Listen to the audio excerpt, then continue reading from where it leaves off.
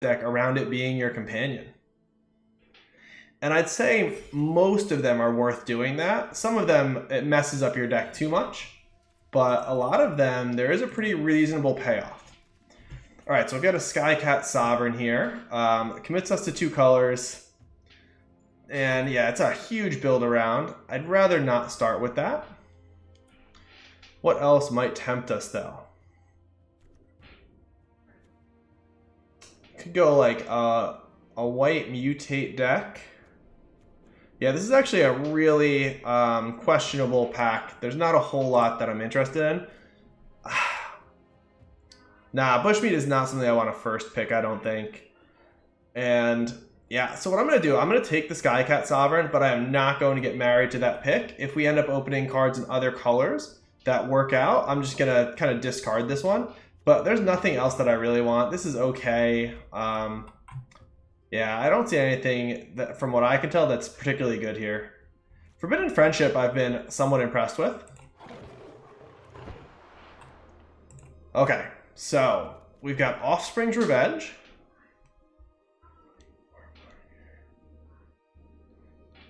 That is interesting. I don't think it's very good in draft. It's probably not even that good in constructed, to be honest.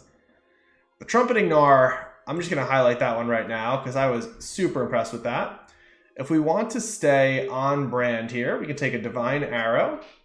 I've also really liked One with the Mind. If you build your deck in a certain way, this becomes absolutely insane. It's just draw 2 cards for 1 mana.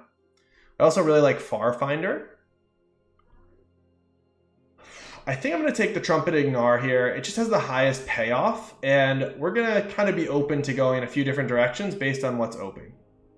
But Farfinder, also a really good pick. Divine Arrow, if we wanted to try to stick with the Skycat completely. And Of One Mind has been pretty good too. Okay, and now I'm starting to see that it looks like Simic is open. We're getting a Primal Empathy here. And Primal Empathy, if you build your deck to kind of account for having the largest creature, has been very impressive. I also like this as a signal from the person passing to me that they are not in these colors. So I'm going to go ahead and pick this to go along with the Trumpeting Gnar. And I'm hoping to maybe get the Great Horn back when the pack gets back to us. There's nothing else I'm really seeing here that catches my attention. Okay. And in this pack, it's sort of between Essence Scatter and Neutralize for me. I am feeling like we're going to end up probably in Simic colors. I don't see anything else that really jumps out at me. Keepsake is pretty situational. It's not bad, but it's situational. And I'm not actually sure what's better in this format yet, if it's Essence Scatter or Neutralize. I think I'm going to take the Neutralize. I like that it can cycle as well. So yeah, we're going to go that direction. Okay, and here almost certainly I'm taking Of One Mind. And I'm going to try to build our deck so that we frequently have a human and a non-human on the battlefield. Fire Prophecy, I don't know why this card is going so late. It stands out to me quite a bit that that's still in the pack. I don't want to change what we're doing for it though here. I think I'm going to stick with Of One Mind because it's good enough. If it was a slightly worse blue card, I would take this just to speculate on red being open. Oh, and Rumbling Rockslide. Oh man, okay. That makes it really... This says to me that red is definitely open because both of these cards are very, very good. So I'm actually going to take the Fire Prophecy here. The reason being, I think we might be able to pick up an Of One Mind later. And if red is wide open, I want this really good red removal spell. And we could end up Teamer, absolutely. There is support for the Teamer Wedge. Okay, so we've got Baby Godzilla here if we end up in somewhat of a mutate heavy deck. And not a whole lot else. Cloud Piercers is not bad, but I'm going to go with Baby Godzilla here.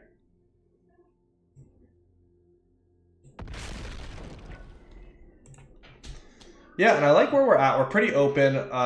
Unlikely to play the Skycat Sovereign at this point, but I'd be happy ending up in Simic or Teamer here. Yeah, and it's a little bit of a doozy because I feel like not everybody drafting knows how powerful the cards are. Pacifism is just incredibly good, And we're seeing quite a bit of white cards now as well. So this is a bit of a confusing pack, to be honest. Normally the signals are a little bit clearer. I guess I'll speculate on the pacifism. It's so much better than the other cards in this pack that I'm going to take it just in case we open a really strong white card. Maybe we go back to more of a blue-white or blue-white-green.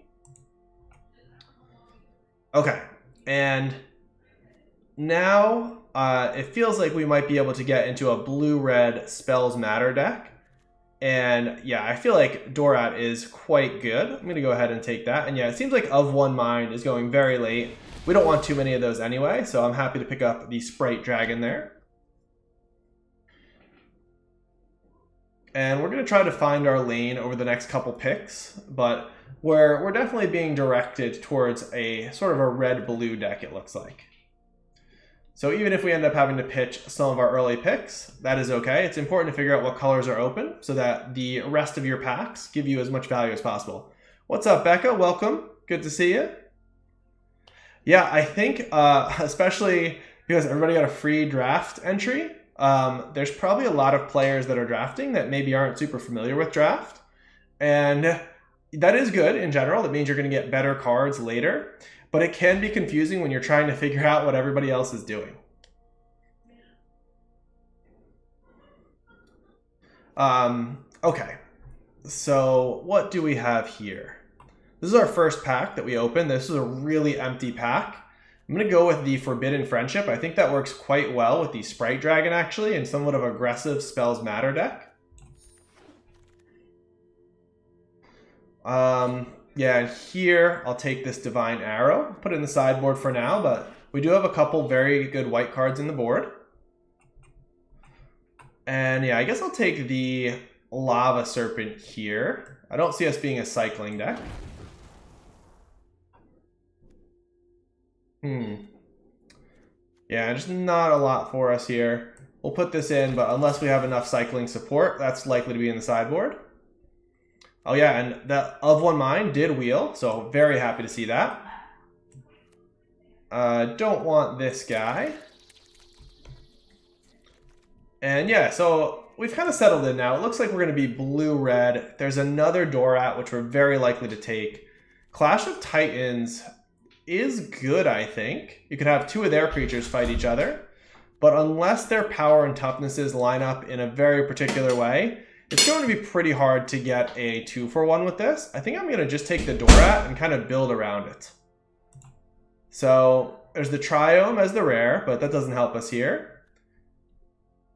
Yeah, and the Proud Wild Bonder doesn't fit with what we're doing. Both the Pyro Ceratops and the Spell Eater Wolverine are going to fit in the strategy that we're settling into, so I'm hoping to get one of those two back on the wheel. But yeah, we'll just pick the Dorat and be pretty happy about it. Yeah, I feel like that 5-mana spell that you can pick any two creatures to fight each other looks better than it is. That is my instinct. It seems like a super powerful thing because you just imagine the best case scenario where you have two of their creatures kill each other. But it costs 5 mana, like you're saying, Mark, and you're not always going to get that 2-for-1. In fact, sometimes there might not even be anything that removes a creature out there. Wow, so this is super interesting. We've got Reptilian Reflection, which is probably absolutely insane in a cycling deck, an aggressive cycling deck at least. And we have Obosh the Prey Piercer. So unfortunately, Dorat is an even mana cost card. Also got Frostlinks and Gust of Wind, both of which I think are good in a red kind of tempo-y deck. Yeah, I think I'm going to ignore both of these and pick one of these two. We do have lots of flyers. I feel like that's awesome with Dorat, but I'm going to take the Frostlinks because I think it might wheel. There's a lot of good cards in that pack. Eder, welcome, man. Thanks for stopping by to say hi. Yeah, just doing some more Ikoria drafts here. They have been so much fun, so I'm going to keep that going. Yeah, appreciate you coming by. All right, so here it's between Of One Mind, Blazing Volley, and Far Finder, or even Evolving Wilds. I've seen Evolving Wilds wheel a lot, so I don't think I'm going to take that one here. I'm going to probably grab the Of One Mind and prioritize picking up some humans to make it better. Yeah, go ahead and open those packs. Do them 10 at a time, the best way. Yeah, I definitely enjoyed doing that earlier today. Oh man, yeah, and this is a great pack for us. It's got Flame Spill, Fire Prophecy, and Frost Links. Yeah, I'm definitely taking the Flame Spill here. But if we can get one of these two back, that would be incredible. All right. Zenith Flare. I can't imagine this card being good. Even in a deck built around cycling, this seems kind of underwhelming.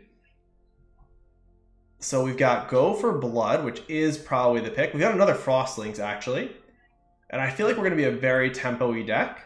So I'm going to take this Frostlinks and see if maybe we can wheel the Go for Blood.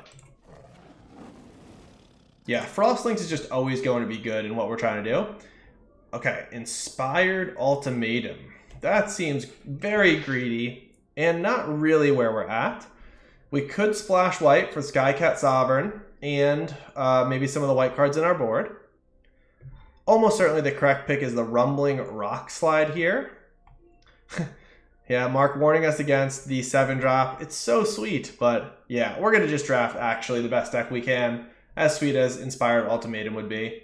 Especially if we're trying to teach newer drafters how to draft. We've got to, you know, do what we say, or, you know, monkeys. I don't know what I'm trying to say. We can't do bad things and set a bad example. All right, another Frostlinks is definitely on the cards. I love this deck. This is going to be a really fun blue-red tempo deck. Gust of Wind, as we were hoping, does wheel. So we're going to happily pick that one up.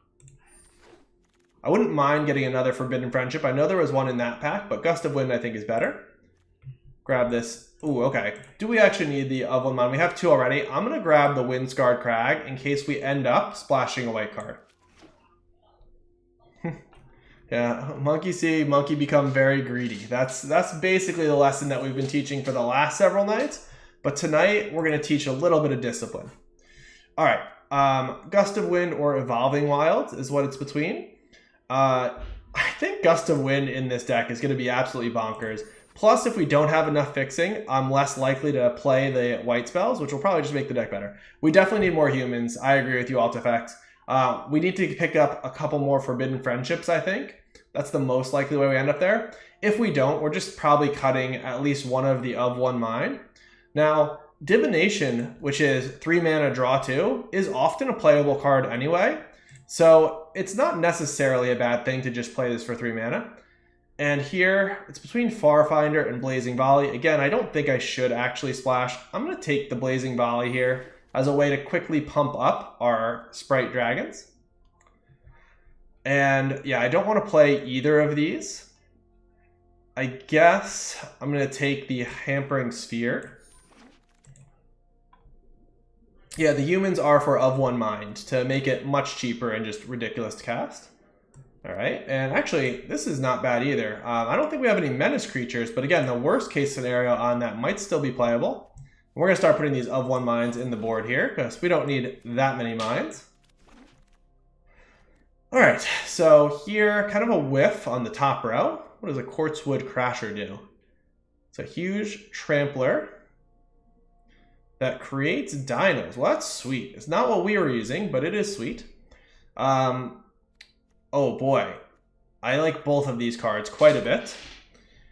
I'm not sure which one we should take. I think it's actually Raking Claws.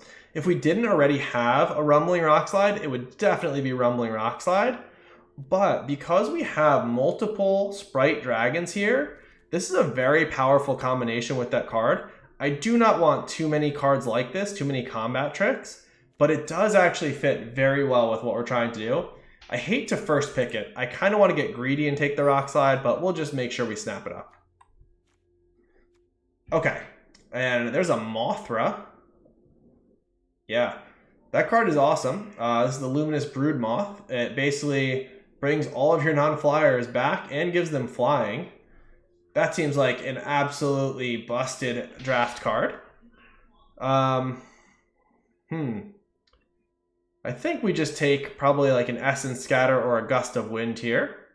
We've got a lot of gusts of wind, so maybe we'll grab the Essence Scatter. But yeah, this is really good, but we're not going to be tempted by it. We're going to stay on track. And we already have a lot of 3-mana spells, so I'm kind of likely to take this Essence Scatter. Again, for curve considerations, want to make sure that our curve goes bigger, smaller, smaller still. All right, Allure Dracus. Yep, that seems busted in this deck. No, we don't need top end in this deck, actually. You're right in most decks, but in this style of deck where it's all about tempo, we do not actually need top end. All right, yeah, so we're just going to take the Dracus and be pretty happy. And at this point, we are definitely not dipping into Simic. Okay. Ooh, we got a Forbidden Friendship. I was going to say, I don't mind Startling Development, but let's go ahead and get the Forbidden Friendship, see if we can make our of one minds a little bit better. Ah, yeah, so there's another Raking Clause and also another Pacifism.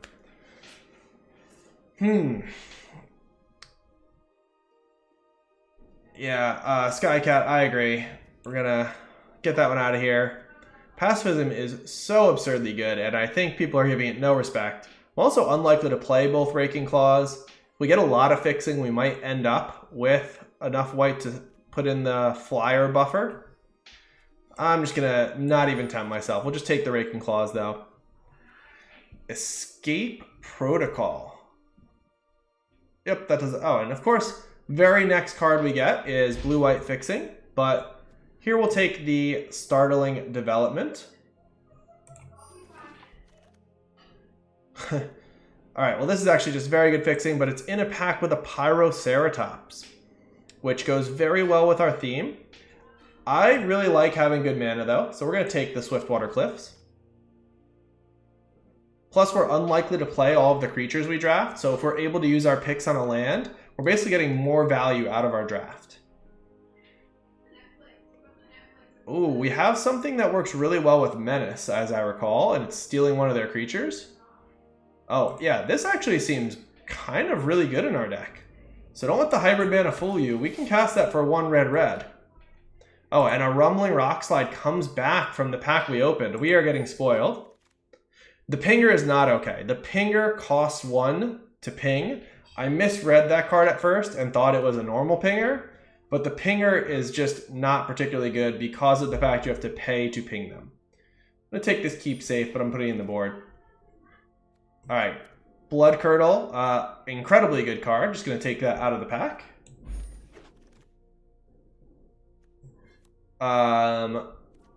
Mark, sorry I had a big reaction to the Pinger. I recorded a whole YouTube video where I had included the Pinger in the Izzet deck, and then I reread it and realized that you had to pay to ping them and that it was no good, and I had to re-record the entire video. Yeah, it is maybe okay, but it is definitely not good. Did not mean to have as big a reaction there. It just reminded me of the terrible night before early access event long YouTube recording session I had as a result of that card.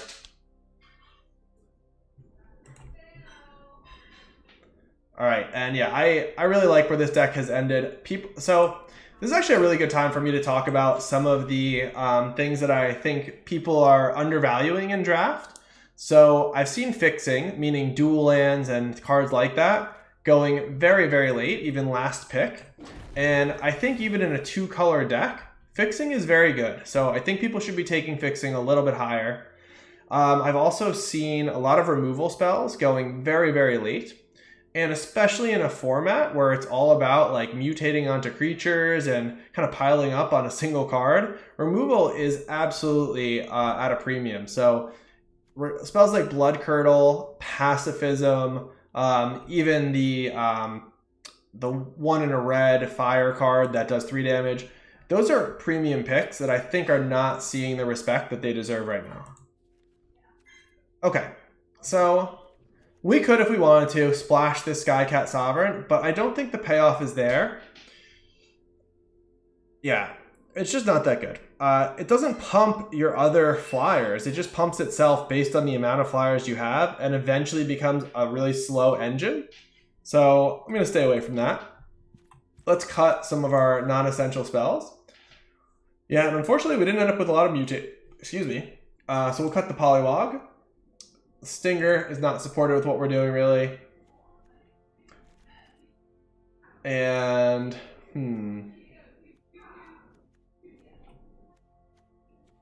so we need to cut one more card. It's probably Lava Serpent. All right. And yeah, I actually like the raking with the Sprite Dragons in particular. If you imagine we've got like a 2/2 Sprite Dragon, and then we rake and claws it, we're just getting in for 6 damage right away, and the +1/+1 bonus stays there. So in most decks, I wouldn't even play the first one of these. I think because of what we're trying to do, it might end up working out okay. That's something we should consider, Alt FX. We could consider cutting a land. Let's go ahead and switch the view for a second. So we top out at 4 mana. It is possible that we could play 16 lands here. I'm wondering if we're drawing lots of cards, having a more normal 17 lands might allow us to double spell more frequently. But it is a real consideration, especially... So I think if we were topping out a little bit more at 3, I would definitely go down to 16. The fact that we do have a decent amount of potentially 4 drops in the worst case scenario makes me less inclined to cut a land. And I don't know that there's another card that I really want to include. There's nothing that exciting in our pool anymore. But yeah, especially with cycling, that is something we could consider.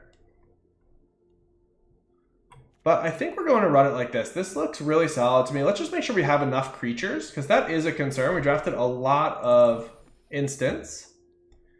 So we only have 7 creatures. That does actually really concern me. It makes me more likely to include something like the Dranith Stinger and potentially even the Serpent. Just because one way this deck can lose is if we just don't have a creature to use all of our other spells with. So let me bring the Dranith Stinger back. The fact that it also cycles makes it a lot easier to stomach that. And,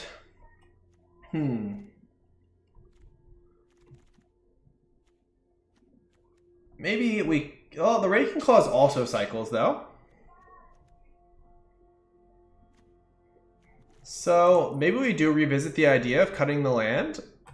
Especially because this should normally cost 2 mana. This is a legit 4-drop, but we're going to play it late in the game anyway. And this potentially could cost only 1 mana. Alright, I'm okay doing this. Let's go ahead and check the mana source requirements and then cut the one that we need the least of. They're very even, but yeah, it looks like we're cutting an island here. Alright, and yeah, let's give this a go.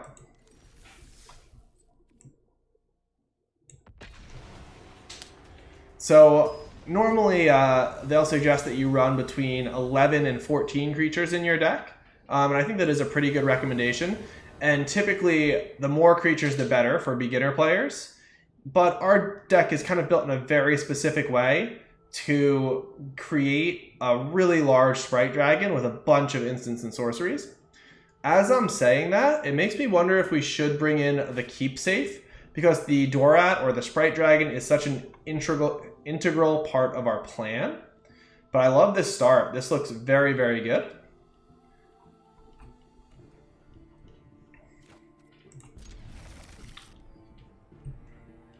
And yeah, I mean, this is going to be essentially unblockable for the entire game because we're going to be able to tap something down and then we can hopefully just remove or be able to punch through damage with it. So as long as it stays alive, I feel very good about it. And there's just not a lot of, reach or flying creatures in general from what I've seen. All right, let's see what the Beardocrat is up to over there.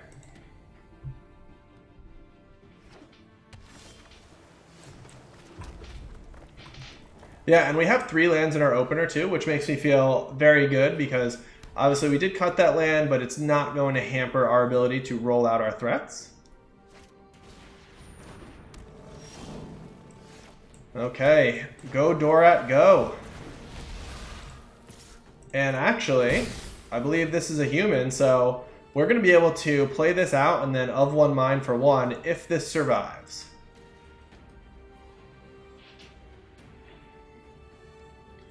And that should give us enough mana to also then tap something with the Frostlink. Yeah, I agree, Mark.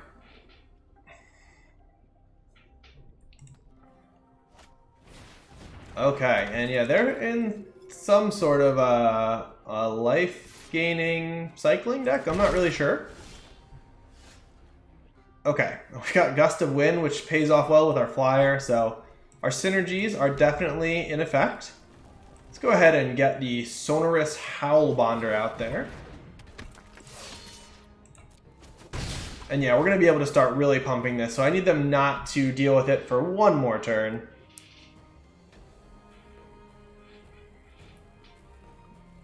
Exactly, Alt FX. Yeah, I'm hoping to get there on the of one mind. Yeah, and worst case scenario, we Raking Claws up the Dorat. But yeah, there's already the double blue. So we can do quite a few things with this turn. I think we start with of one mind. Oh, and I'm tempted to Forbidden Friendship here. I want to kind of save the Raking Claws for when this is huge. And I also want to tap down a flyer with this. Maybe we actually bounce the Poliwag Symbiote? I'm not sure.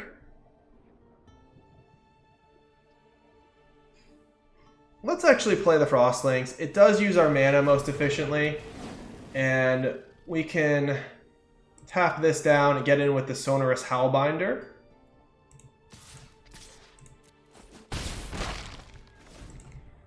Yeah, and then on our next turn, we can really go off with a bunch of instant spells. It's funny, every turn I'm just really hoping they don't remove Dorat, because that is the center point of our game plan. The day was good, Mark. Thank you for asking. Yeah, I did a lot for school. Had some really good Zoom classes with the students, and had some important meetings. And then other than that, I just started drafting some Ikoria because I've been super excited about it. So I enjoyed that. How was your day?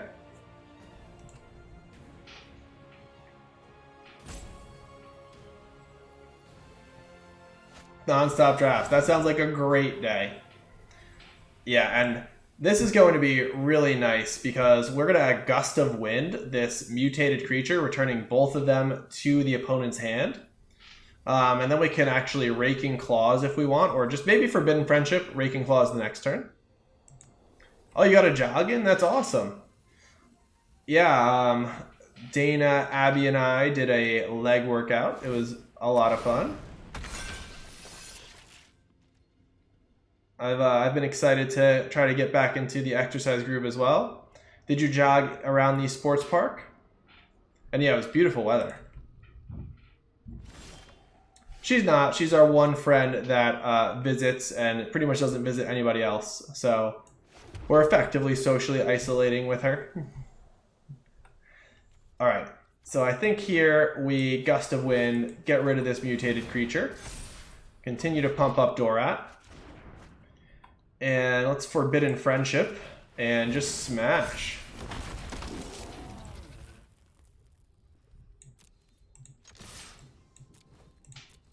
Down the trail. Nice, some trail running is often quite nice. But yeah, this deck is definitely going how we drew it up. A lot of the synergies are really paying off. And I actually think I might end up cycling this on the end of their turn, only because we've got plenty to do with our mana. I don't really see us playing a Dranith Stinger.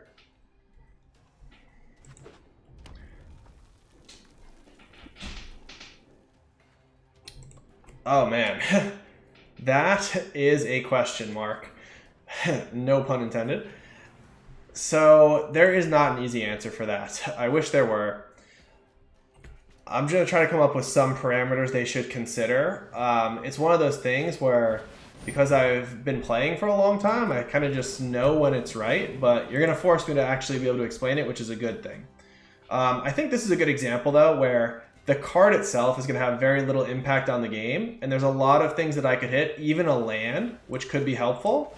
So since this card is no longer impactful on the game, I'm glad to cash it in for a more impactful card. Yeah, and here, fortunately, we are just going to win. We can Dorat into a Raking Claws here and swing with everybody. This is a lifelinker, so only swing with the flyers. Yeah.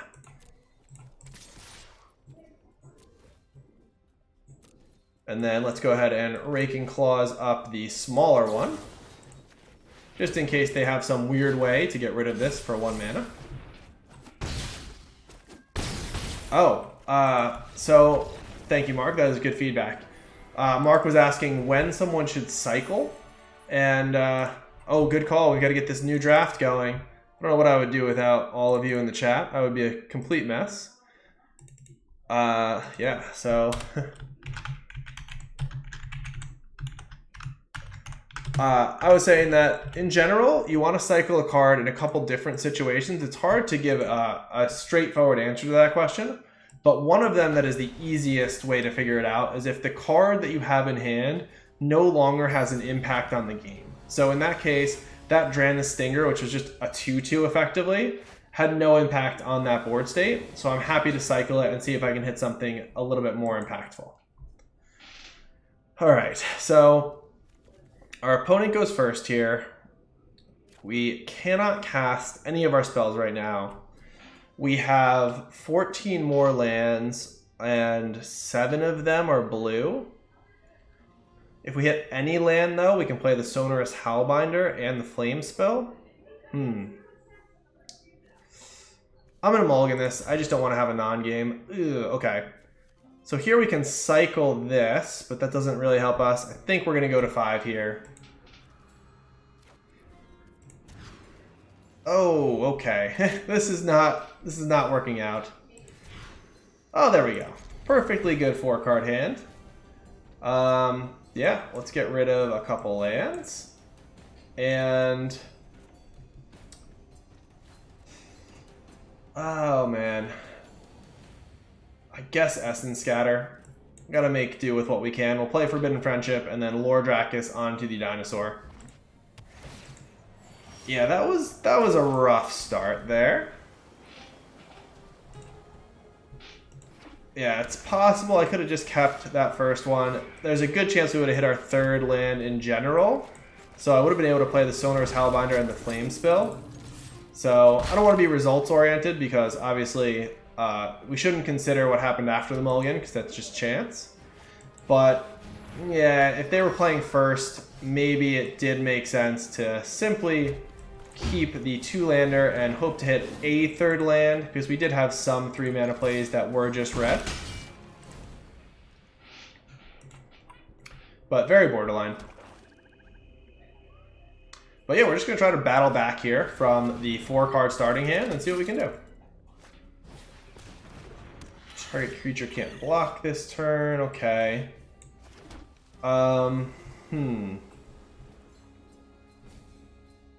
Okay, so we're going to Rumbling Rockslide here. The question is what we're going to do it on, because we're going to buy it back with Lord Drakis next turn. I could Rumbling Rockslide on this or this. I think I'm going to do it on the Zerda, but we're going to attack first with the Frostlinks. We'll see if they choose to double block. Okay, and let's get rid of Zerda the Dawnwaker. Okay, so this is going to help us recoup a little of the value we lost on the Mold of 4. Obviously, it's very hard to win on a Mold of 4, but we're going to do our best. And yeah, I can see them getting aggressive here and pumping this, hitting us for 4. That doesn't leave them enough to then tap a creature, so we'll be able to get back. Okay. Oh, man. This is super interesting. I think we attack with the Frostlinks if they allow us to. When they pump, we can Raking Claws, although then that still trades off the Frostlinks, which doesn't feel great. So let's go ahead and first mutate Lordrakis onto this guy. And yeah, if they don't have a removal spell, I think we've got a shot here. All right, let's go ahead and take the 2/3. And now it's a question of Forbidden Friendship or Rumbling Rockslide. They're not really low enough that I think we can get them with this Forbidden Friendship. I think we just need to Rumbling Rockslide, get the removal spell, and be happy about it. And yeah, we could attack with both of these and then trade off one of them by using Raking Claws, but that doesn't feel great. I think I'm gonna hold off and then force them to either keep up mana every turn or simply Rumbling Rockslide the Almighty Brushwag on the coming turn.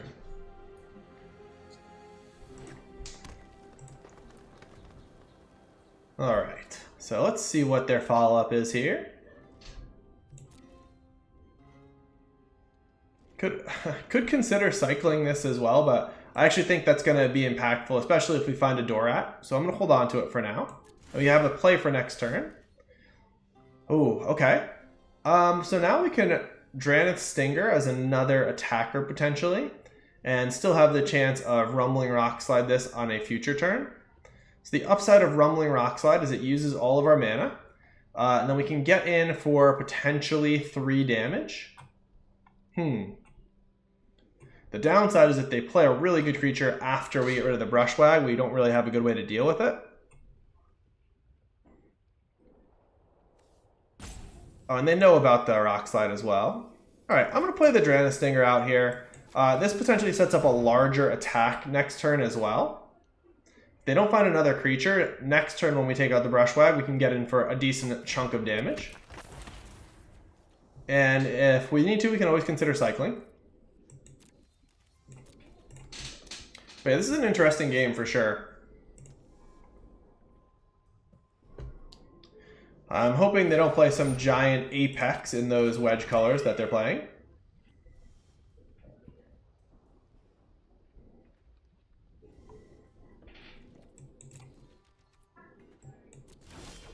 Ooh, Flamespill is an excellent draw here. So, okay, I think we attack with all of our 2/2s, and then we can Flame Spill the Brushwag in response to the pump. Yeah, this feels like a really good plan.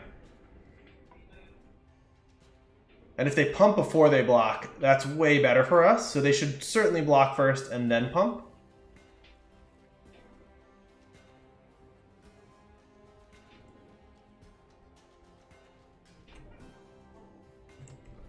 All right, let's see what they're considering here. Yeah, so this is correct. Now at least they will not take the 2 damage off of the Dranith Stinger. Oh, they haven't pumped at all, actually, so let's hold off there. If they don't pump, this just dies. We don't want to get too aggressive. Okay, there we go. And now we can Flame Spill them. And all of our creatures survive, and we're starting to push through a little bit of damage here. And now we just need to make sure that they don't get a giant Essence Symbiote with a good Mutate card. So I'm definitely planning on aiming this Rumbling Rockslide at the Essence Symbiote on our next turn. Welcome back. Yeah, Mark, we're battling back here on the Mold of 4. We're going to see if we can pull this one out somehow. All right, so I do want to just take this out. I'm pretty sure we could also play the Sonorous Howlbonder. But we don't have any other menace creatures right now, and I don't want to let this start gaining them life and get too big for us to remove. So let's attempt to get rid of it. Clawing our way back indeed. All right.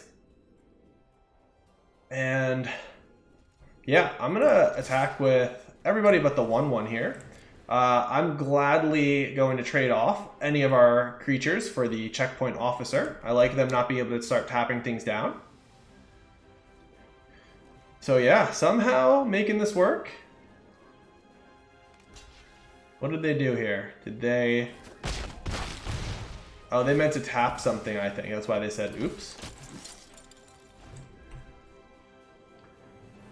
Alright, and yeah, we're getting there. We have the Raking Claws as the surprise finisher if we can punch through one more good attack. Alright, I like seeing them have to cycle the Sandworm there. Alright, come on. Pacifism's a good one, but we've still got some good attackers left. Alright, well, we can play out the Howlbonder, but we don't have any reason to do that before attacks here. So if we attack with everybody, we'll see if they tap something first, and then we'll decide. If they tap something, we can... Okay, so not tapping.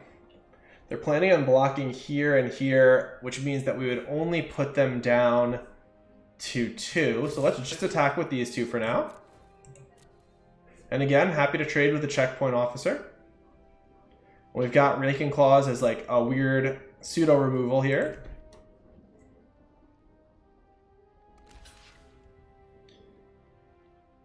Alright, and yeah, we're going to hold on to that. We want to use that as sort of the final shot. I don't want them to know that they're effectively at a lower life total than they are. Yeah, and next turn, if they don't get rid of the Sonorous Howlbonder, we should be able to get in and finish the game with that. Okay. So now, yeah, they could potentially tap this by cycling a card and tap one other creature, but yeah, I don't know. It's going to be really close. Let's see what happens here. Ooh, I like this. Get a few cards back finally.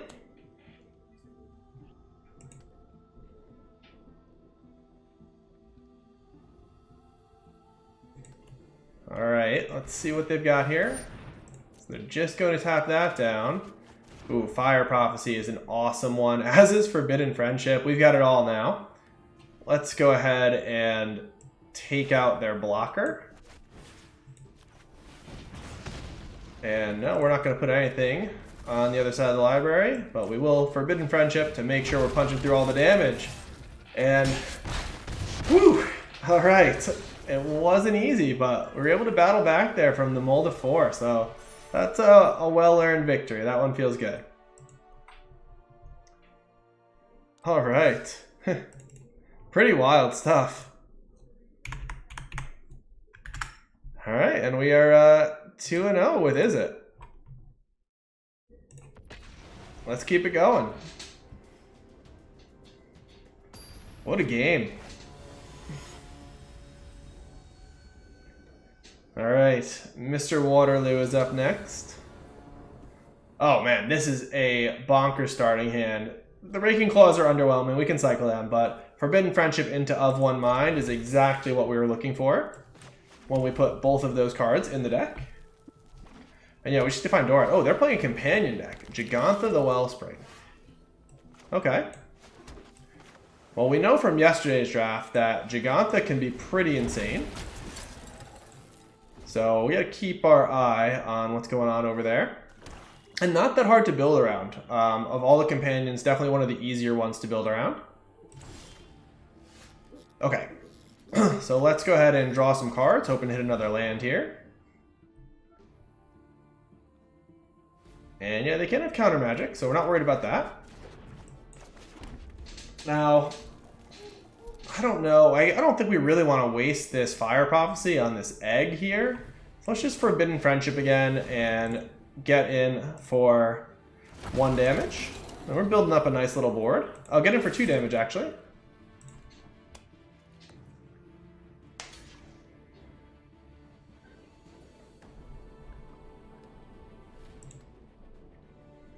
They've got something.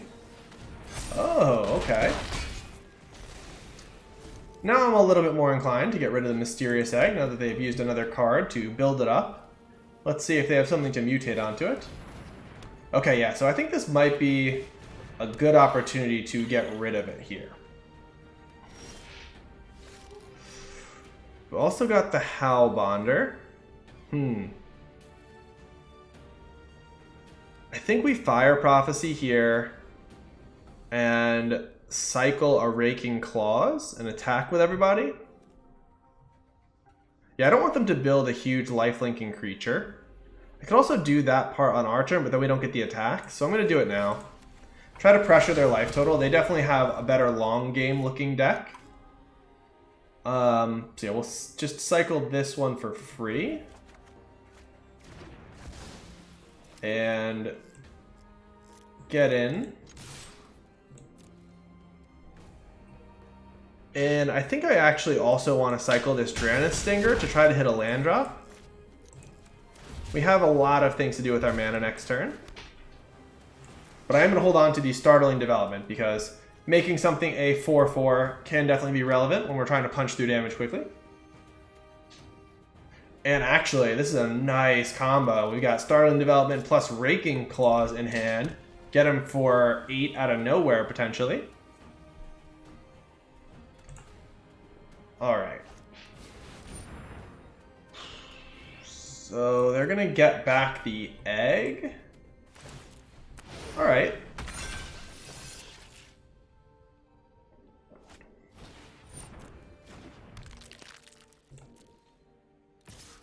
Oh, I like that they're attacking though, because I definitely want to race. They also don't have the mana to cast Giganta. Unless this... Yeah, this does give them the green source they needed. Okay. Let's go ahead and of one mind again. Play this out. I think we're just attacking and playing the Howlbonder here. And then potentially when they play Giganta next turn, we can Gust of Wind it. It would be nice to find the Sprite Dragon before then. But a lot of interesting games so far.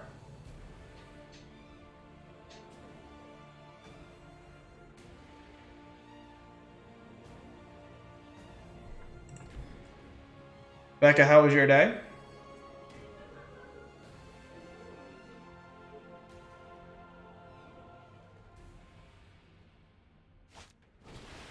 All right, so they're getting some blockers going here. I'm surprised that they didn't just play out Giganta there. Oh, okay. All right, and yeah, so this is a bit of a combo. We can have them block this with a bunch of creatures, make it a 4/4 double strike, and wipe their board. It's very likely to be the play, I think. Oh, and there's Dorat. This is awesome. Okay. So, man, do we have lethal here? I think we might. Okay. We can Startling Development Dorat, making it a 5/5. And then we can give it Double Strike, making it a 6/6 Double Striker. I think this is lethal. Let's go for it. Yeah, this is going to be crazy. This is actually legitimately like we drew it up. This is what we had in mind when we put this combination of cards in. I don't even feel guilty about this. This is going to be awesome. Yeah, these blocks are illegal, I think. I think they need to block this with 3 creatures. But yeah, I don't think it matters. This is going to be very cool. We're going to get them from 14 to 0 out of nowhere. All right, so they're probably trying to figure out why the blocks are illegal. There they go. And yeah, this is fine. Let's go ahead and Startling Development on Dorat.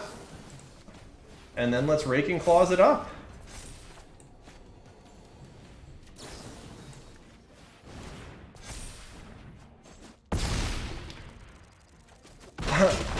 Becca, that sounds like an awesome day.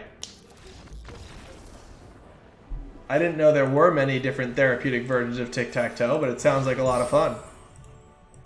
What type of cookies were there? Yeah, that was a pretty sweet turn. I'm not going to lie. If only you would clip things like that, Mark, instead of the times that I Capture Sphere all of my creatures. All right, but we are humming along with this Izzet draft. Okay, cool, Becca.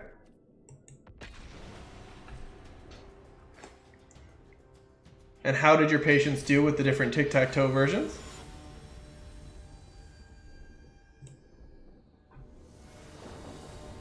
Oh, that sounds delicious. All right, and yeah, this is another excellent starting hand. We've got good mana, we've got some early creatures, some removal, so definitely keeping. Just need to find ourselves a Sprite Dragon. Oh, that's awesome, and their grandkids were there too. Oh, because it's at home, obviously, that makes sense. So more likely that their grandkids would be at home with them. All right, let's see what we can get going in this game. Dranith Stinger it up here.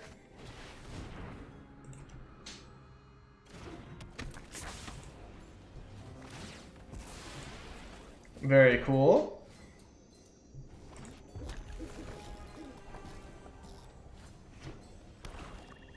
All right. Ooh, I like the Forbidden Friendship. We're going to hold off on the Frost Links because we'd like to get some value out of tapping things down there. And yeah, we'll see if we can start punching through some damage. And I do think Startling Development is just very good in this deck, so I'm unlikely to cycle it. Ooh, okay. Oh, yeah, still unlikely to cycle it though. The 1 damage here, not worth it.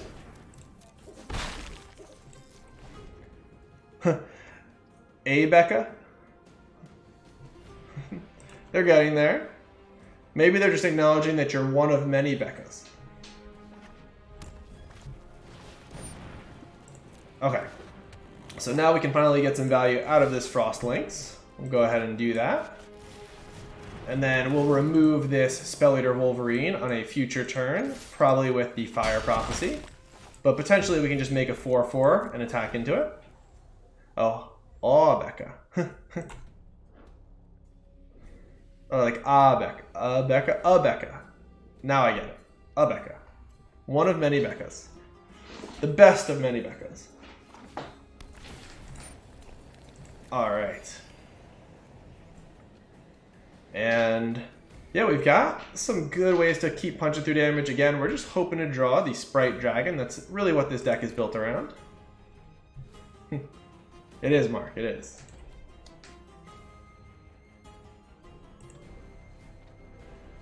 All right. Let's keep this attack going. Ooh, another Forbidden Friendship. Very welcome. We like all kinds of friendships on the stream.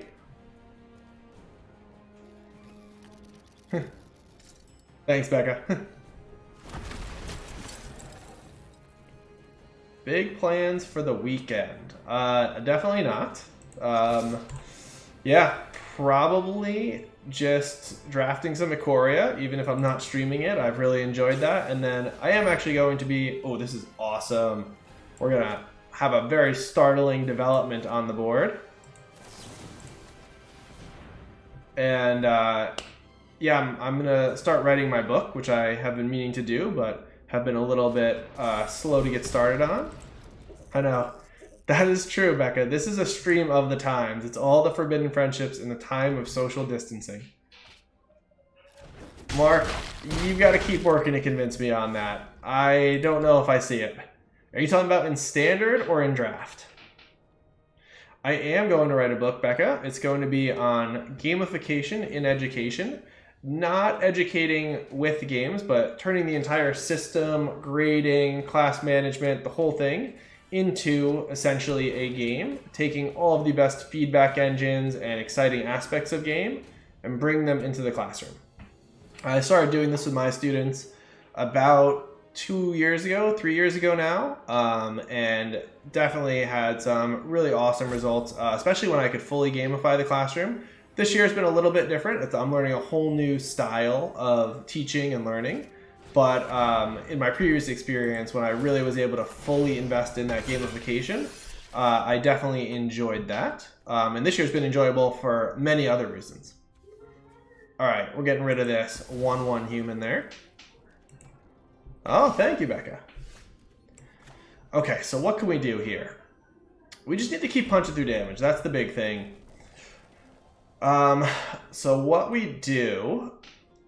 Oh, we're so close to being able to get rid of this without losing a creature. So we could Fire Prophecy and then Raking Claws on one of our guys, but it's going to trade off with the Frostlinks in that case. And that's a lot of cards to get rid of a single creature. I don't love that. So maybe we have to actually cycle this. If we imagine that, we put them to 8, and then we have 3 cards on board but none in hand, and they're all pretty underwhelming. Yeah, I'm going to cycle this. See if we can find a Sprite Dragon. Okay. So yeah, we're going to have to slow down a little bit now. They put up a good blocker. So we're going to take our time, find some new ways to get through damage.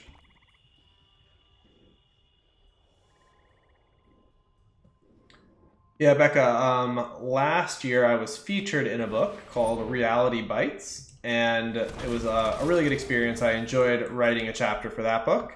That was about the use of VR in education.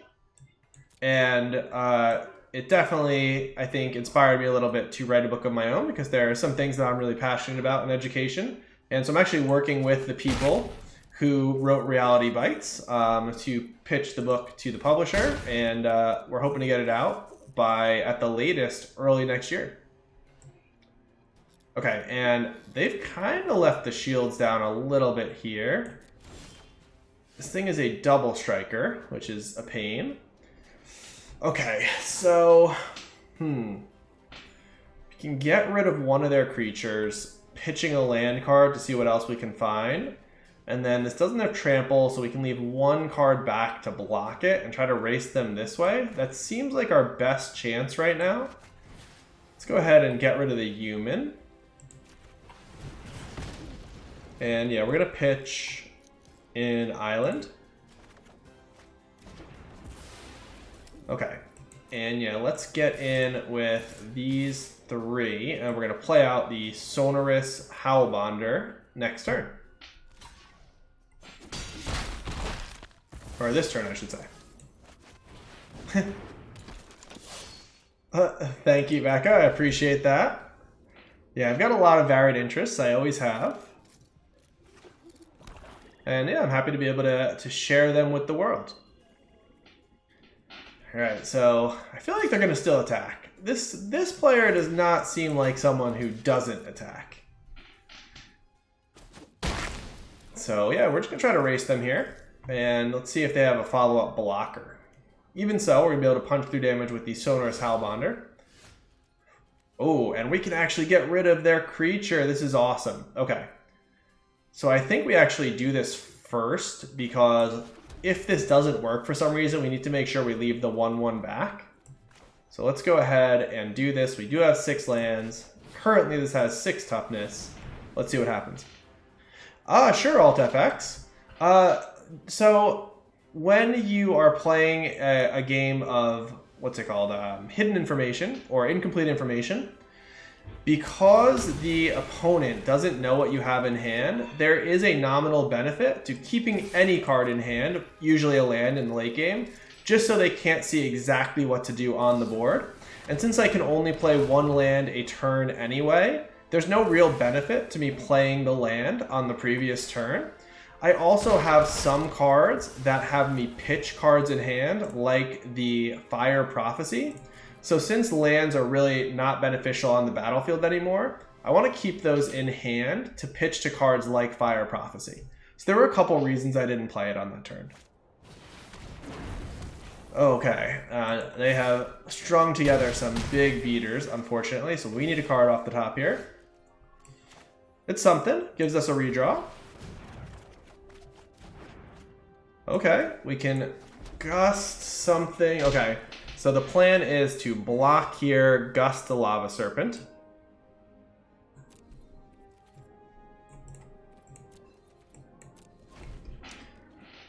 But yeah, hopefully that made sense. I know that was a little bit rambly because there were a couple reasons there. But to summarize, want to make them have to consider some hidden information, and also to get rid of 2 cards that allow me to essentially cycle them. Is this a sorcery? Oh my god. All right. I'm sure that Mark, you'll be happy to clip this play here. So, I don't know if there was actually a way around this, to be honest.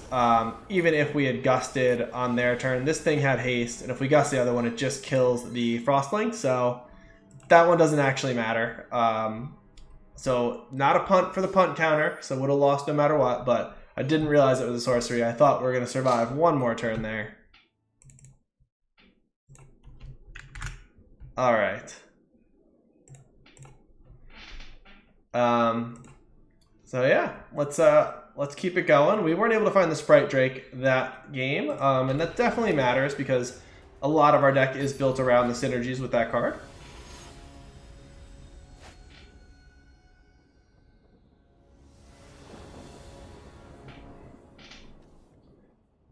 And yeah, this looks really solid. We've got Essence Scatter for an early creature spell. We can cycle the Raking Claws. We're going to keep this.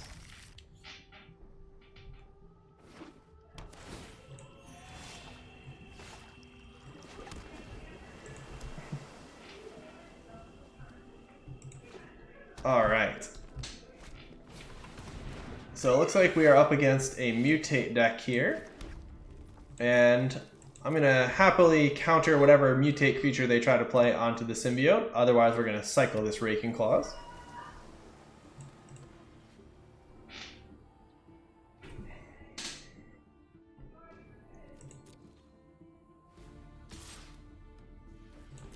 Alright, so it looks like they don't have a Mutator right now.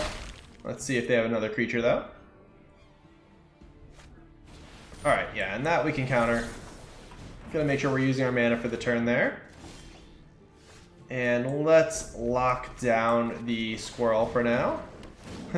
Looks like Evil Stitch. Thanks, Mark.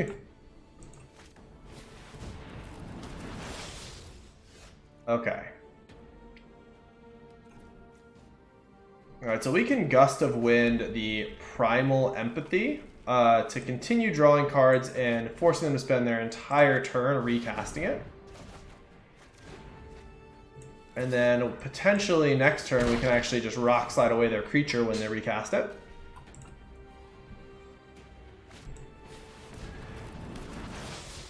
So we're kind of playing around them getting value out of this. Yeah, I think we're going to just get rid of the Symbiote, and then the turn after that, we can try to Gust of Wind the Empathy or the creature again.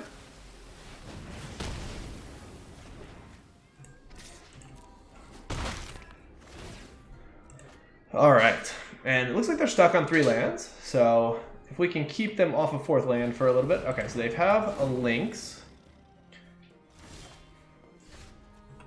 In this case, I could Gust the Lynx and play out Forbidden Friendship. Could also Gust the Empathy. I think I'm going to Gust the Lynx. They're going to get value out of it again, but I like keeping their board clear and doing as much as we can to pressure them. And then now we have the Rock Slide, so we can actually get rid of the Lynx if they replay it.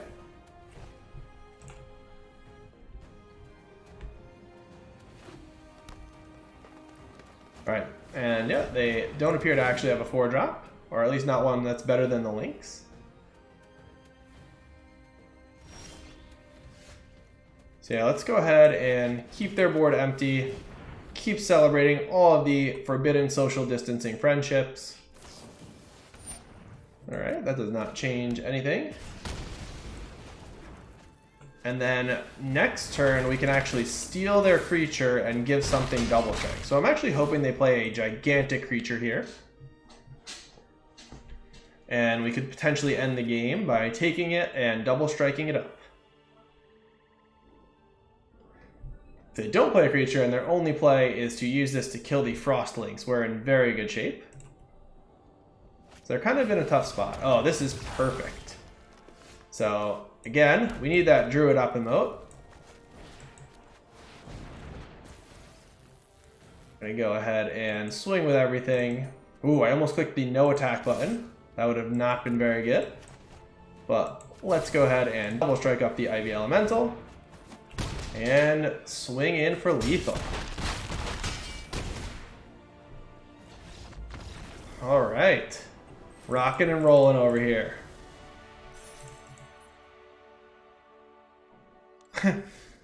Becca, I'm sure that I have as well.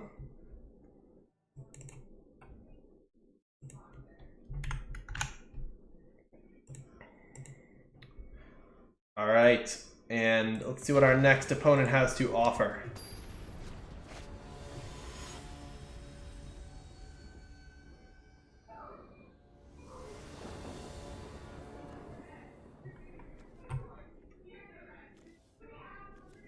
All right, so yeah, this is fine. If we need to, we can cycle this if we are unable to find some action, but Forbidding Friendship into Sonorous Hellbonder is certainly a fine start, so we'll keep.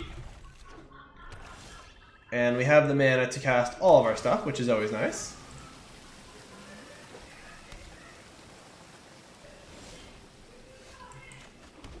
And yeah, if we can find Of One Mind, we'll be able to get some good value off this. Oh, we're playing another companion deck. Oh my god, this is not a companion that I personally would build around. I would play this card, but not as a companion. This leaves a lot of gaps in your curve if you are only playing cards with even converted mana costs. So I'm interested to see what they were able to do with this, but that is a very restrictive cost to get that to be your companion. Okay. So I could attack with everybody and Startling Development to kill this, but I want to just get the Hellbonder down and use our mana most efficiently.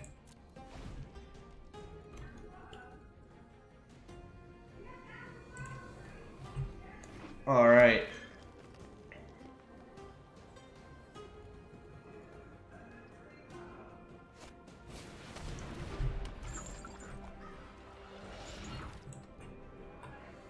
Skull Prophet.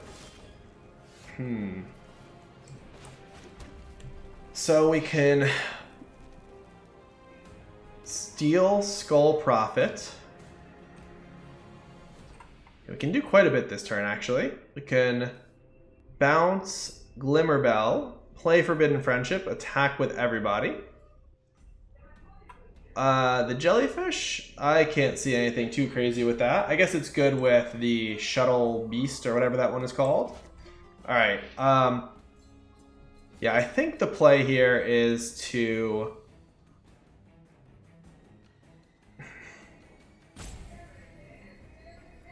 just go ahead and... this is rough. Okay, we're going to play Forbidden Friendship. We're going to attack with everybody, and we're going to Startling Development the creature that is blocked by the Glimmerbell. That is what I've decided.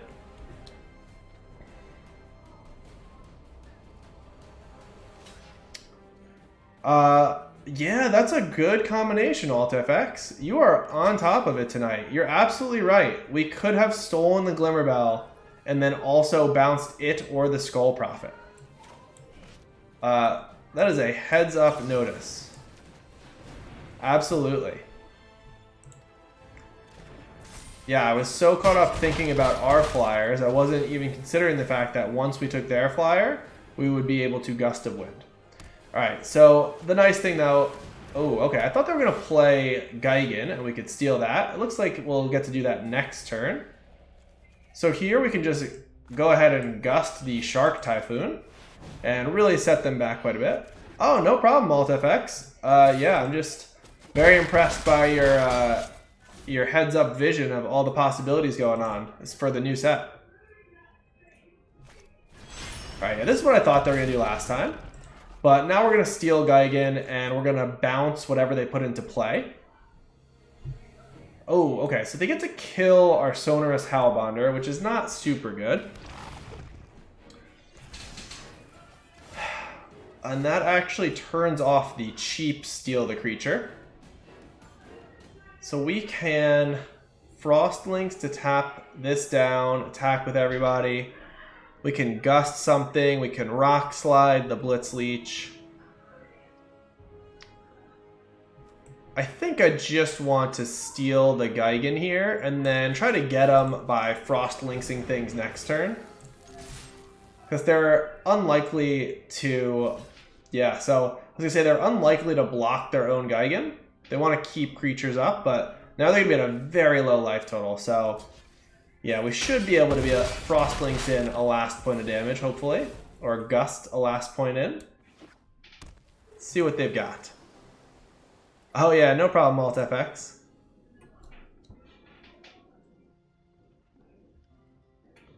Okay. Alright, so they've gone no blockers here. And sadly, we cannot quite double spell. They're holding something up. They're going to cycle this to make a shark. So if we get rid of one thing, they cycle and make a shark. So what's our best play, figuring that they're going to do that? Could Gust of Winding either of these feels really bad because they have good enter the battlefield effects. So I think the play is actually just to Rumbling Rock Slide something. Well, I would be happy to get rid of the Gigan with that next turn. All right, let's go ahead and tap down the Blitz Leech. No, tap down the Gigan here. Oh, okay. Man. So now I'm really hoping to find a Flame Spill or a Sprite Dragon because they're putting up a pretty good defense here, and they can potentially make a little Shark as a blocker as well. Alright, so they're going to be a little greedy though, and go for the actual Shark Typhoon, which should work out better for us. Okay, so another blocker, and they still have the option to cycle this.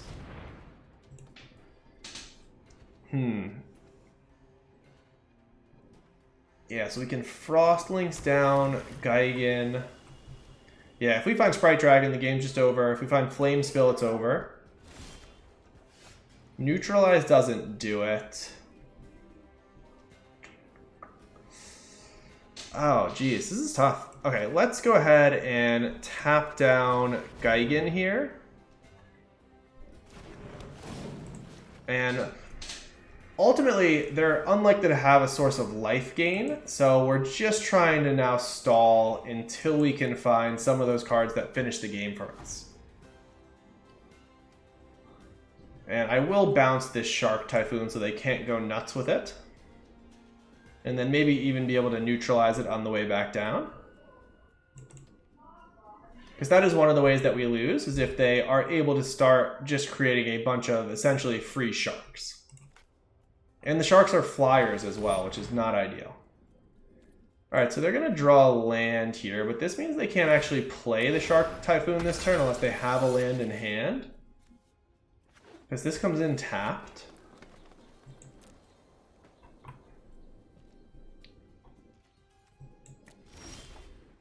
Alright, so here their plan is to cycle and make the last blocker, but we can Gust of Wind something, so that does not work. And it's a Coil Bug.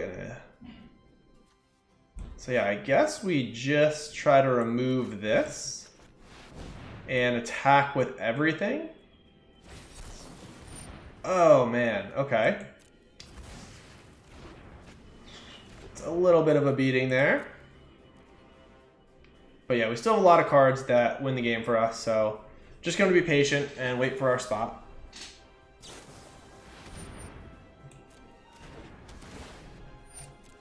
And maybe they'll get a little bit emboldened and start attacking, giving us the chance to Gust of Wind something away. But yeah, I expect the Shark Typhoon is coming down here. Yeah, we'll take 6 for sure. We want to have as many attackers as possible, and 21 is not anywhere near a threat for us. Okay. So unfortunately, we cannot counter the cycling for a big shark, but when they do that, we can then Gust it to draw a card. It doesn't make sense for us to Gust right now because we still can't get through the shark that they can make.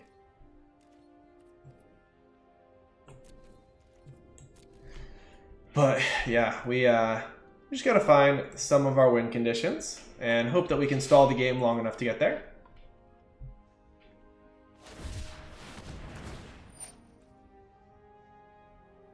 Alright, so they're gonna hit us for 9.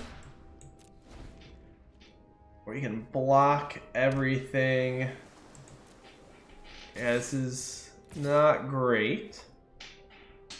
So now maybe we just play to the Flamespill Sprite Dragon plan.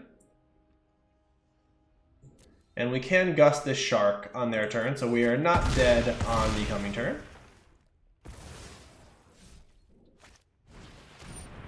Okay, and they can start gaining life, so we are running out of time a little bit. And a baby Godzilla to boot. Guess I could have countered the life gain card, but I'm trying to save that for something that would end the game for us. Alright, do we have something that gets us there? We have Of One Mind. Okay. So let's start by mutating this onto the dino.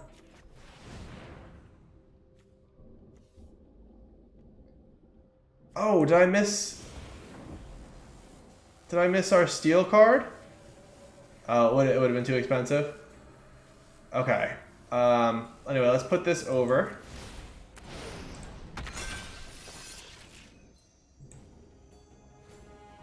Okay, view the battlefield. Target instant or sorcery card. Okay. View the browser. So we can... Where is it? We're starting Gust of One Mind. Oh, tentative. No, this works. Gain control, untap it, gains haste. Yeah, that's awesome.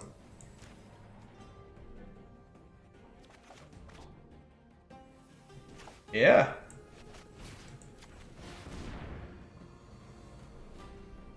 Nice. We get to attack with the flying shark. Alright, Alt FX, you are on fire, my friend. Yeah, I didn't see that one in the first pass of the graveyard card, so I'm glad you reminded me, because I don't know that I would have done the full double take and found it. Alright. And Twitch plays magic, apparently. Getting up to 5-1 here. Appreciate the looking out, Alt FX. Yeah, that Shark Becca was a token from Shark Typhoon, which might be what you're looking for there. They cycled the Shark Typhoon to create a 9/9 flying shark. A card shark. Yeah, they do very well in Vegas. Alright, yeah, this is definitely a keep. We've got Fire Prophecy to smooth things, Forbidden Friendship to make Of One Mind awesome. Alright, thanks Alt FX. Hopefully when you come back, we'll have gone 7 wins again.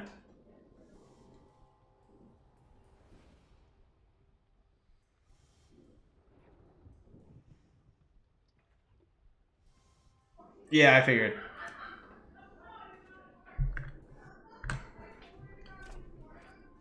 Alright, let's see what we can do against Dr. Idiot. A man very confident in their abilities.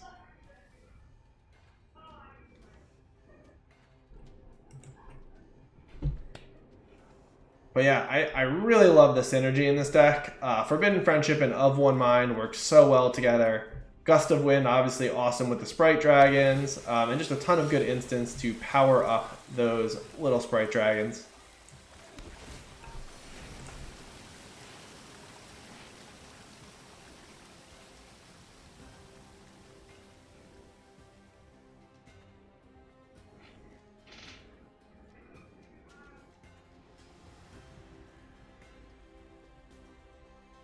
Mark, how many drafts did you do today?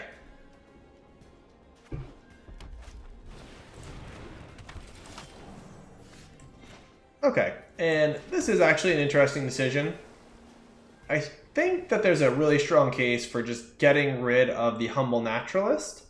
But what I'm going to do, I think, is keep up Essence Scatter, counter whatever they cast, and then maybe on the next turn, get rid of this Humble Naturalist. And we'll hold off on the Forbidden Friendship into Of One Mind plan. We also have the option of Essence Scattering this turn, then Forbidden Friendship, Of One Mind, double spelling next turn. But yeah, and we'll counter the Baby Zilla.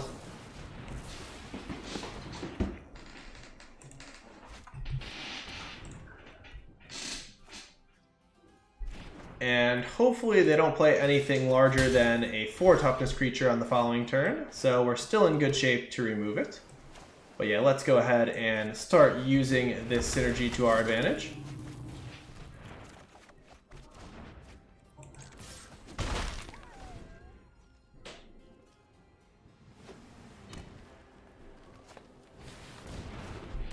Okay, so they're ramping up to something big, it looks like. But the good news is Gust of Wind does a pretty nice job of punishing really expensive plays, as long as they don't have an enter the battlefield effect at least.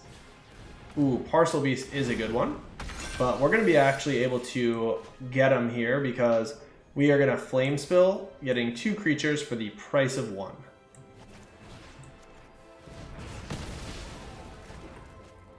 And yeah, we're flooding out a little bit, so I plan on using the Fire Prophecy to pitch a land.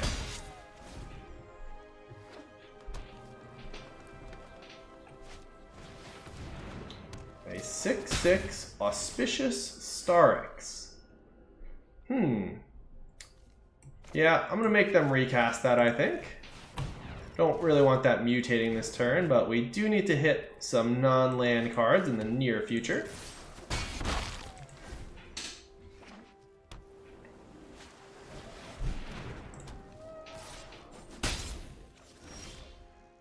Okay, well we can tap it down, and then we can kill the Humble Naturalist and pitch a land to see if we can find a little bit more action. Let's get rid of an island here. Oh my goodness. All right.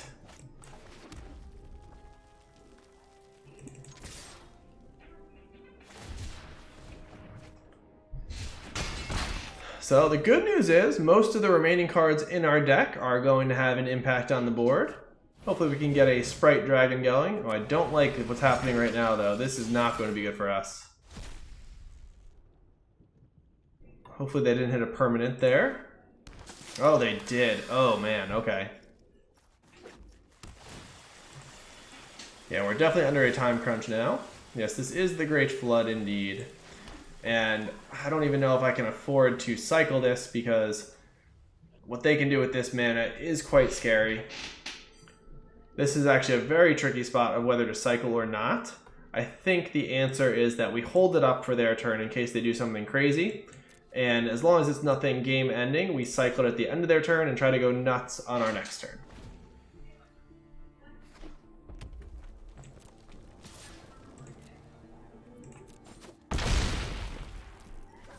Okay. Of One Mind is an awesome start, and the Frostlinks will help as well. Okay, so we can cycle the Dranith Stinger. Oh my goodness. So many lands. So we could Frostlinks the Flycatcher and get in for 4. That doesn't seem particularly good. Let's go ahead and slow down the Auspicious Starix. And yeah, we can crack back for a decent amount if they decide to get a little frisky with the Flycatcher, as long as they don't have another blocker. We could also kill the Flycatcher by... Oh, there we go. Okay, finally some action. And now we really just need to find a bunch of instants to make this thing gigantic. I think we already used both of our Of One Minds, unfortunately, so there's not a lot of card draw left. I think we'll wait until next turn to crack in with everybody. Oh, this has reach? Yeah, there goes that plan. I should look at the card symbols. The real name is not Dorat, it's Sprite Dragon, Becca. That's the confusing thing about this set. They did a bunch of themed cards. Oh, I don't think we were winning it anyway. There's another Dorat, but that is not going to be enough. This thing has trample. We're at 6, so we can throw in the towel. Whew. All right. Bit of a bummer there.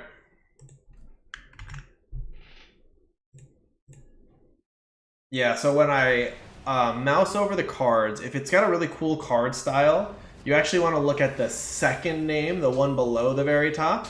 I did not name it Dorat. Wizards themed 19 cards with usually Godzilla or other like monster themed cards, and they named it Dorat, the perfect pet, in that theming. All right, we're gonna keep this. This looks awesome.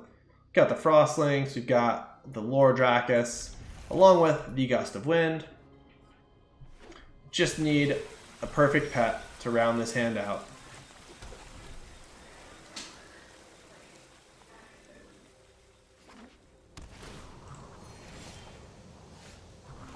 All right, and yeah, Forbidden Friendship, a welcome addition. This allows us to play something on turn 2 and then get value off freezing something with the Frostlings. Official title is on the second line, correct.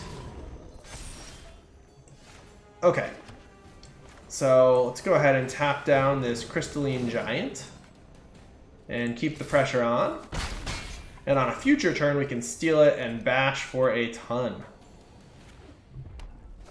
You can also gust it. Oh, there's Dorat. Perfect timing. So we can Dorat plus gust here. And yeah, we're gonna gust the little guy because then we can get in with everybody. No problem, Becca.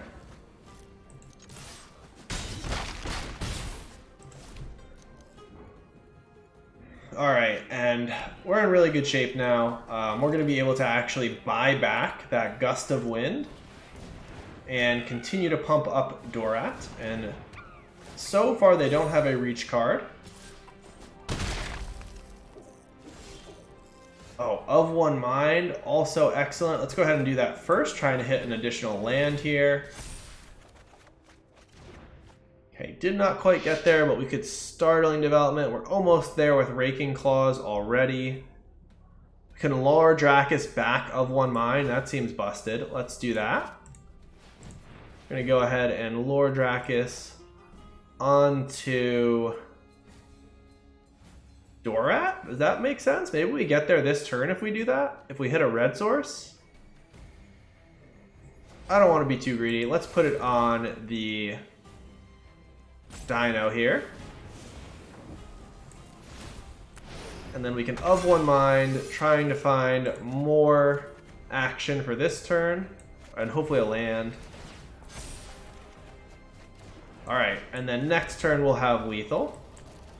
Go ahead and crack in with the perfect pet.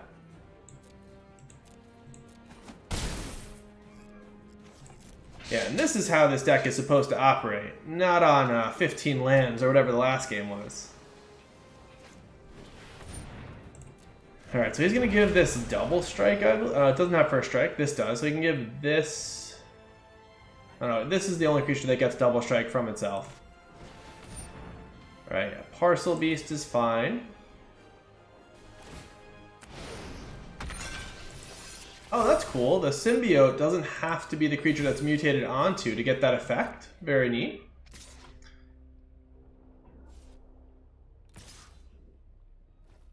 Alright, and we're going to take 7 here. That's totally fine. Let's just cycle this to make sure that we have lethal next turn. Alright, Trample, Vigilance, Hexproof. Nothing has double strike. Everything looks good. Okay. So we can Raking Claws up Dorat, plus something like a Startling Development. Let's go ahead and do that. Yeah, nothing has reach. Just triple checking after missing some of those keywords last game. Let's go ahead and bash in for a lot of damage in the air.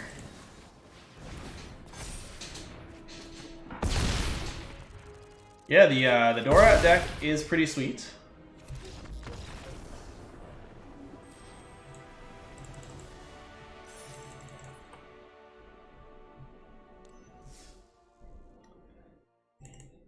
And we are 1 win away from maxing out the prizes in the second draft in a row.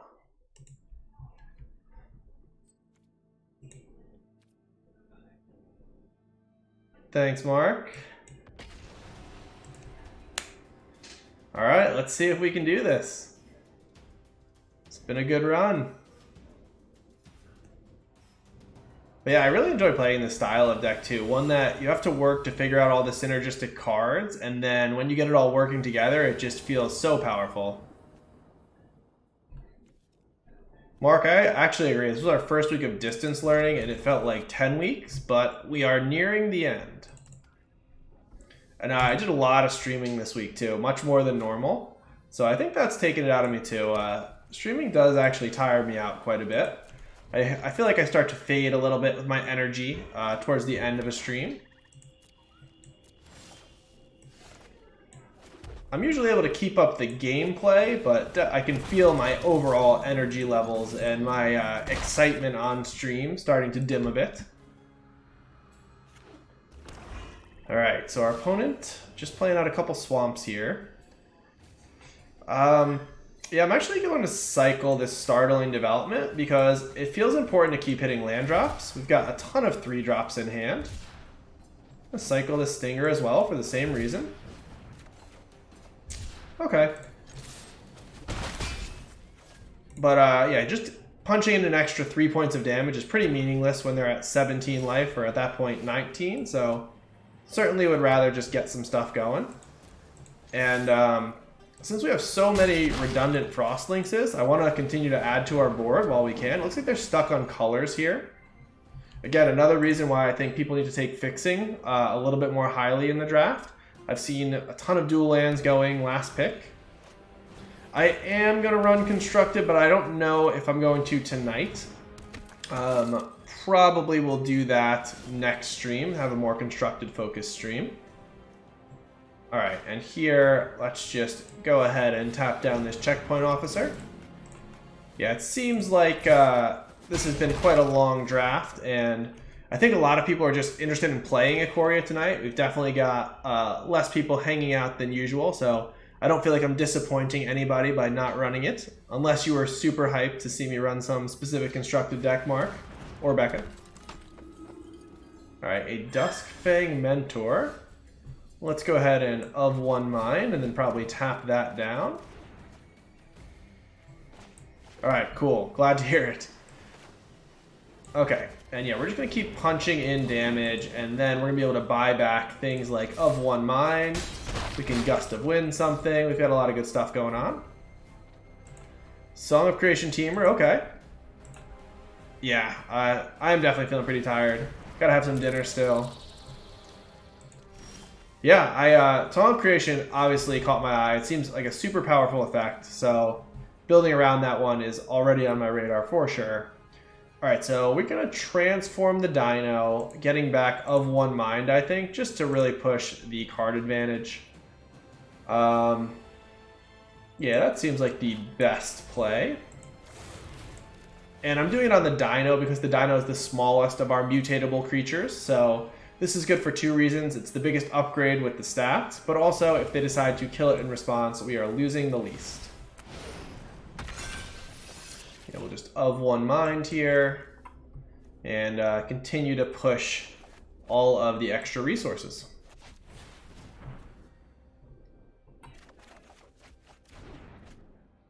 And let's just get in with the 2 power creatures. I don't really want to trade a Raking Claw plus a token here for one of their creatures, especially when they can actually buy back the Coil Bug. And this is nice because it allows us to keep up Essence Scatter on their turn.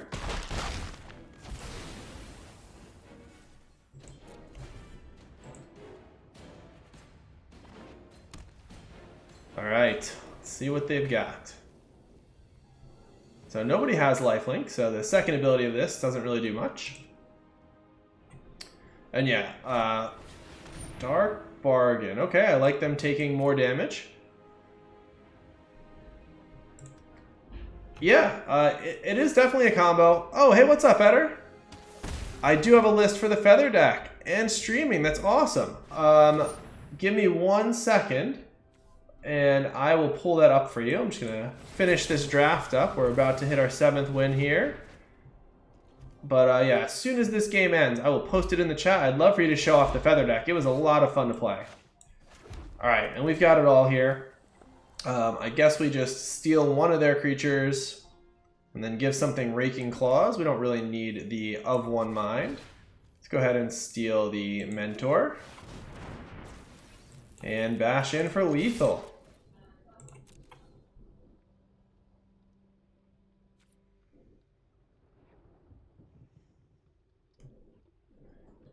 Eder, as soon as I finish my dinner too, I'm going to come hang out in your stream and see what you're up to.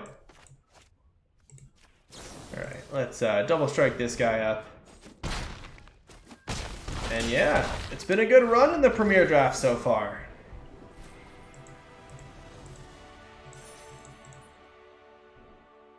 Oh, awesome. Alright, before I